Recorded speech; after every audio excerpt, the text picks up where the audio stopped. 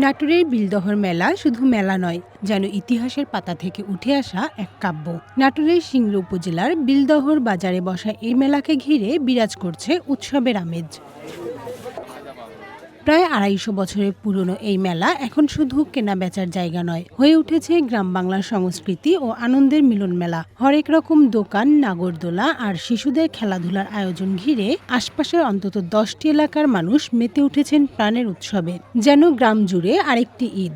শহরের কোলাহল ছেড়ে এই মেলা উপভোগ করতে ছুটে এসেছেন অনেকে। আমরা আসলে বাইরে থাকি, ঢাকাতে থাকি, গ্রামে বেড়াইতে আসছি, প্রথম আসছি দেখতে। বেশ ভালো লাগছে, আমার বাচ্চা বেশ মজা পাচ্ছে। খোলা মেলা, ঢাকা বেশি ব্যস্ত, তার থেকে এখানে গ্রাম্য পরিবেশ বেশ সুন্দর, ভালো লাগছে অনেক। নাগরদোলা উঠছি, নৌকাতে উঠছি, ঘুরছি, কেনাকাটা করছি, কসমেটিক্স, অনেক ভালো লাগছে। অনেক ভালো লাগতেছে, বাচ্চাদের নিয়ে আসি, বাচ্চারা খেলাধুলা করতেছে, দেখতেছি, দ্বারা অনেক ভালো লাগতেছে আমার। আমি কিনলাম এই যে খুন্তা কিনলাম, এই যে কিছু ঝাঁকা ডালি এগুলি কিনেছি।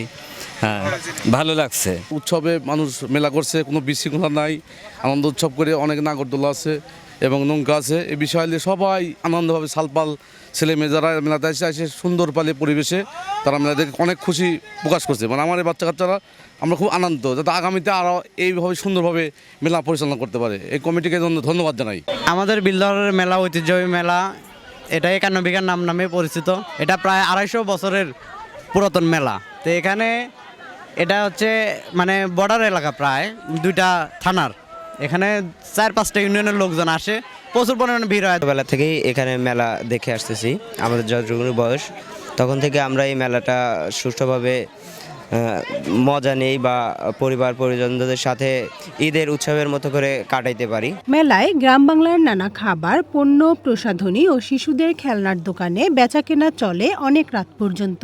এবার মেলায় বিভিন্ন নিত্য প্রয়োজনীয় জিনিসের বেচাকেনা ভালো হচ্ছে বলে জানায় ব্যবসায়ীরা। খুব ভালো ব্যবসা হচ্ছে। ২-৫ বছরে এমন ব্যবসা হয় নাই, কোনো ধরনের কোনো চাঁদাবাজ, কোনো আদানি নাই। হ্যাঁ ভাই, আমাদের এখানে কেউ চাঁদাবাজ বা কেউ কোনো ধরনের টাকা পয়সা চাইতে আসে নাই।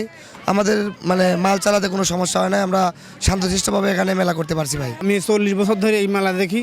এখানে প্রচুর পরিমাণ লোক, ঐতিহ্যবাহী মেলা, এখানে প্রচুর পরিমাণ লোক হয়। গত বছর এই মেলাতে একটু গ্যাঞ্জাম হয়েছিল, কিন্তু এবছর আলহামদুলিল্লাহ কোনো গ্যাঞ্জাম নাই, আর চাঁদাবাজিও কেউ করে নাই।